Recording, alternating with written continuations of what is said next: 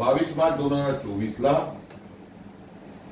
मुंबई उच्च न्यायालयाने ताशेरे ओढले की अजून कसली वाट बघताय, ही 25 गावं इको सेन्सिटिव्ह का झाली नाही, त्यासाठी कशी ती कमिटी नेमायची, हे सगळं या सगळ्याचा आढावा घेऊन 22 एप्रिल 2025 म्हणजे 2 दिवसापूर्वी हे अधिसूचना वन आणि पर्यावरण आणि क्लायमेट चेंज मंत्रालयाने काढले.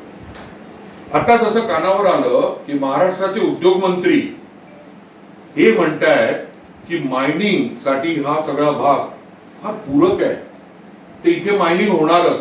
तर मला अशी विनंती आहे नम्र की उद्योग मंत्र्यांना खरोखर मायनिंग करायचंय ना, तर रत्नागिरी जिल्ह्यातलं जे पालीगाव आहे तिथे शोधावं, तिथे पण काही मिनरल्स असतील, मोठाचा मोठा मायनिंग प्रकल्प तिथे आणावा.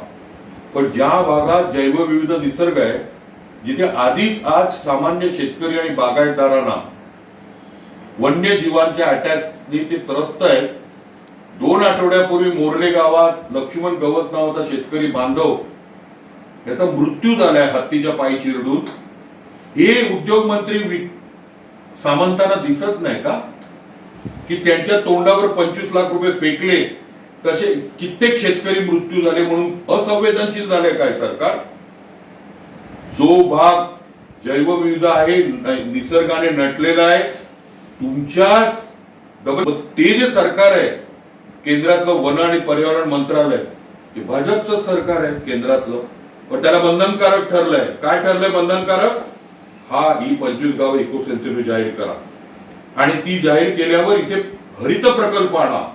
तुम्ही उद्योग मंत्री आहात ना साहेब, हरित प्रकल्प, व्हाईट प्रोजेक्ट, ग्रीन प्रोजेक्ट हे इथे आणा. इथला एकही युवक रोजगारानिमित्त हा भाग सोडून जाऊ नये आमची सदिच्छा आहे.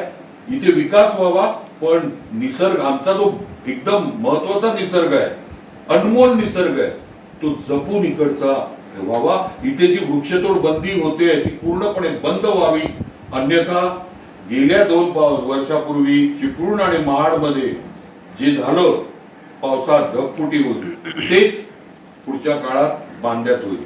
बांदा सखल भाग आहे, इथे केलेली वृक्षतोड त्याची तुम्हाला पोचपावती बांद्यात दिसेल. ते होऊ नये तर अशी स्टेटमेंट देताना उद्योग कुठला कुठे आणावा याचा कृपा करून त्यांनी अभ्यास करा. धन्यवाद.